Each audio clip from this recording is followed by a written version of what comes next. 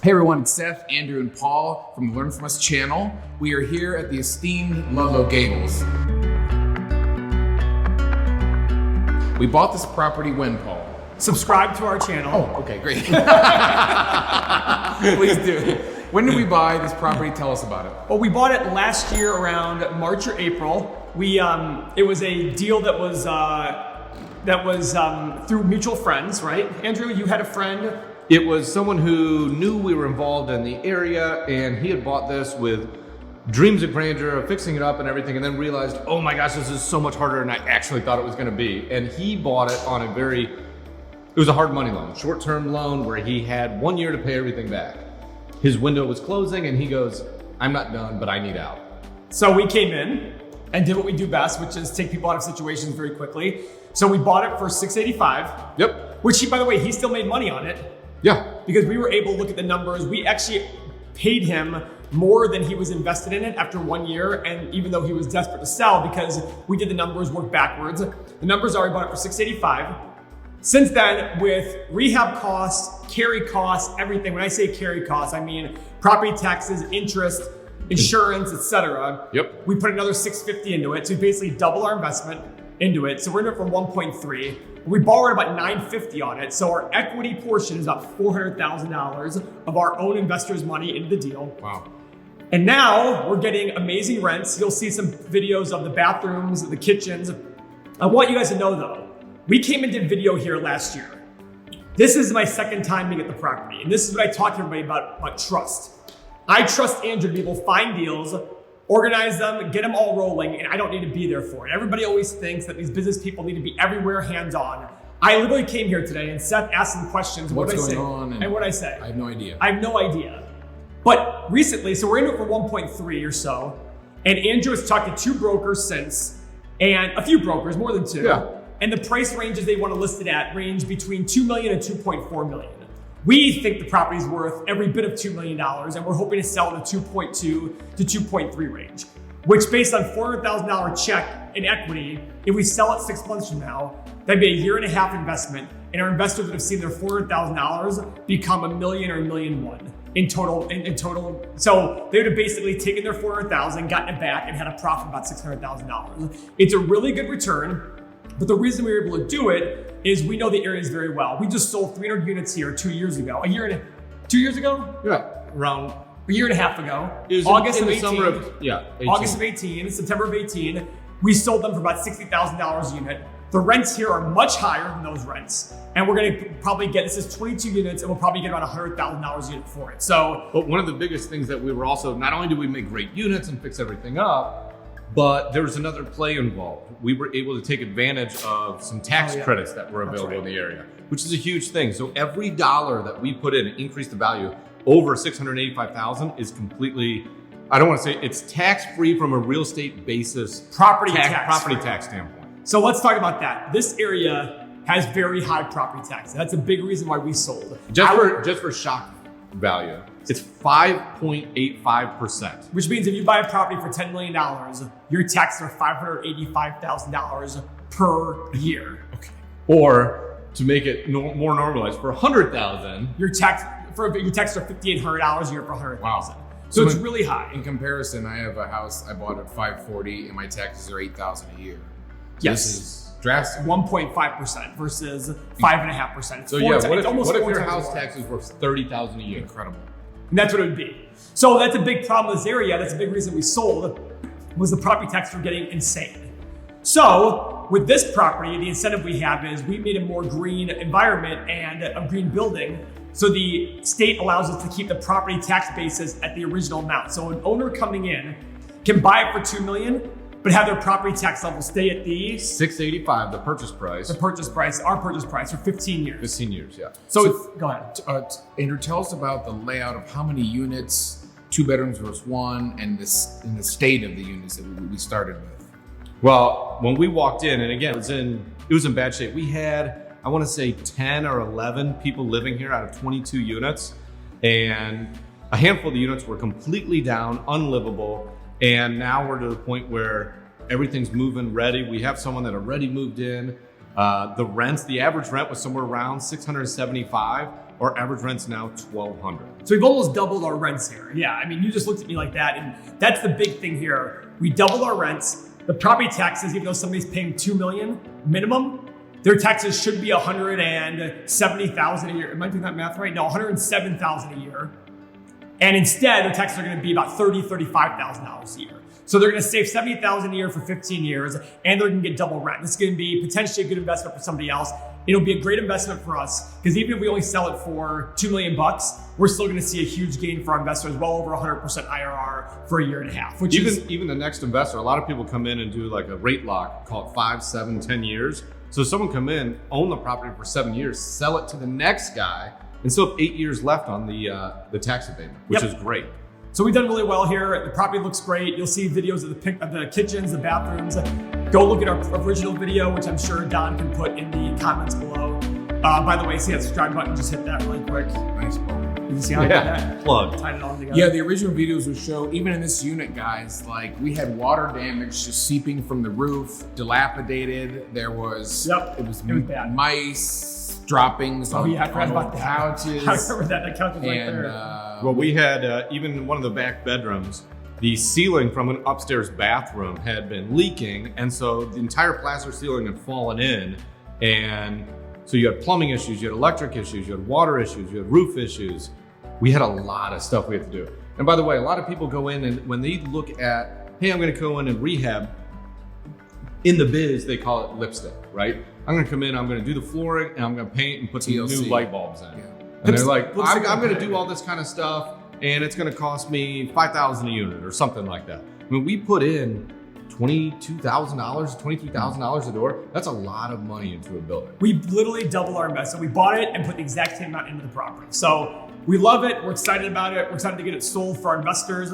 And somebody can own this thing for a long period of time and have great units. I walked in, first time I've seen this property since we bought it.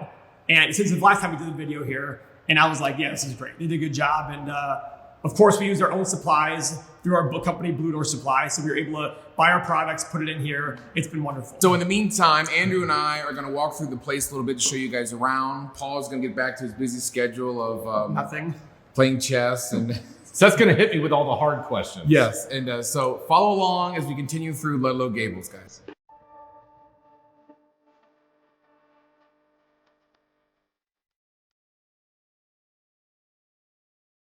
All right, we've got a beautiful kitchen that we've upgraded completely, stainless steel appliances and the Samsung version. We didn't even put granite in. We went even further and put quartz in. Large 18 by 18 tiles and really made everything in here feel like you're walking into a $300,000-$400,000 house. Great kitchen.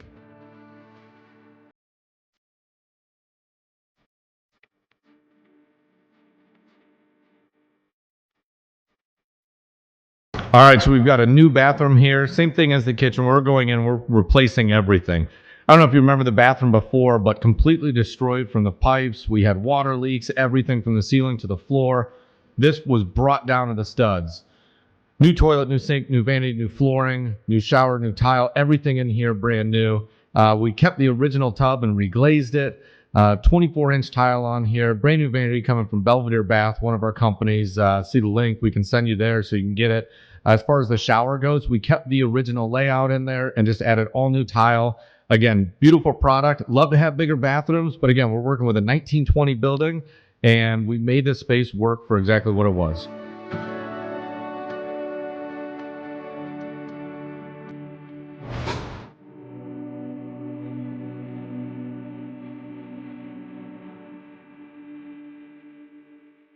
So Andrew, tell me what we did with the rest of the house. I noticed there's amazing hardwood floors. You kept the trim the same. What did you guys do in here? So you mentioned the floors. Floors are one of the big things. These old 1920 style buildings have beautiful hardwood. So you don't want to go in and replace them. You don't want to lose that charm. So you see a lot of it like the old fireplaces, radiators, even some of the window styles. Yeah. You can't, it's difficult to economically buy certain window sizes and shapes. So some windows in the back of the building we replaced, some ones in the front we kept that architectural significance. But yeah, floors, we come in, we sand them down and stain them. We don't do the whole basketball touch. Everyone has a different thing. We like going with, it's going a honey or a little darker or something like that, but a satin finish. So it's just got a good clean look that doesn't have a lot of mirroring to it. Did you repaint all the white trim in the house? Yeah, the trim's painted, walls, ceilings, everything's done. Hallways. When we were coming through the building before, it was super dark. Yeah. So going in and putting new carpet in, fresh paint, fixing ceilings and walls, light fixtures really make the difference. Tell me about, what about heating, AC? What did we have and what did you put in, or did it change? So, no, it's a good question. So we were to do an HVAC conversion. That's taking out this, again, old building. So we have radiators. We got radiators with giant boilers in the basement. Would I love furnaces and HVAC? Yes. The issue is, when you go in, you'd have to build closets. You'd have to build ducts everywhere. And it's very, very expensive to go do HVAC. In smaller units, it may work. Here, based on the area that we're in, there's probably 50 similar buildings. And it's kind of the norm here. Over the winter, we plan budgeting-wise. Yeah. Tuning all the boilers up, and we're good to go. Because everything worked when we bought the building. Yeah. This past winter, we had 1.5 boilers done. One completely gone. Shot. Can't fix it. What's that cost? That was $24,000. Oof. That was a hit.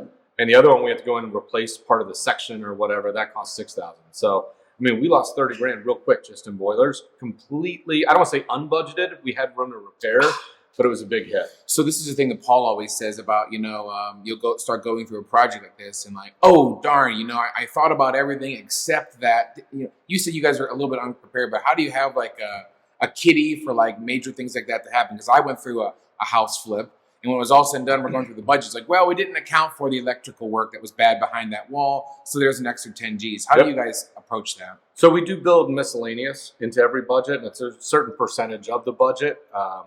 Again, the bigger the scope, the larger the maintenance number should be as far as miscellaneous, I'll call it errors, omissions, stuff like that.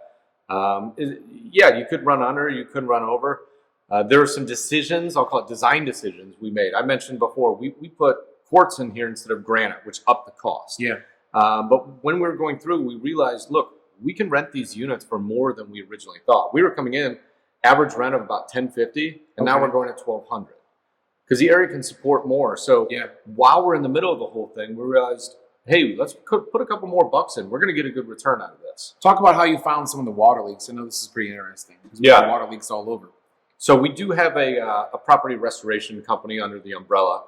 So we do have some neat tools that are available to us. And regardless of what city you're in, someone else has these things. But sitting here on my left, there's a big water leak. And I'm sure on the original videos you could see it's completely eroded. Exactly. We have beautiful 18, 20-foot ceilings here. But it goes up to a slate roof. And there's a leak somewhere up there that we have to go up and fix. But the issue was that we had water coming all the way down. And what ended up happening, there was also a radiator line coming through the wall here. So we have these infrared cameras where without going and ripping the entire wall down, we can use the infrared to look for a heat differential in the walls to be able to find exactly where the water leak is. So we use that to help identify and solve the problem and fix everything, save some money. So what's the total turnaround on this property from start to finish? Start to finish, with construction, we're going to be about 10 months. 10 months, that's quick, I think. Yeah, it's quick. Part of that too is we acquired tenants coming in. So we couldn't get into every single unit right away. So we had tenants that were still running out for 6 months. So I couldn't touch a unit for 4 months after I bought the building. So some of that's on the cycle and the turn. But all in all, 10 months, we kind of planned on being down for at least a year. So it's coming up. We're finishing. We're in February right now. So it's nice. The weather's going to be breaking in a month. Leasing season's coming. We're getting a sign. We're going to redo the landscaping. It's a good time to be leasing apartments. So we're optimistic that we're going to fill this up pretty quick. If you like what you see, comment below. Tell Paul he looks terrible today. He thinks he looks fat and he's trying to lose weight. But otherwise, subscribe to our channel, the Learn From Us channel. We're going to do more projects like this, showing you how from start to finish we got this multi-million-dollar property done. And yeah, stay tuned for more. As always, follow the Learn From Us podcast with myself, Seth, Andrew, and Paul. Thanks for watching, guys. Learn From Us. Thanks.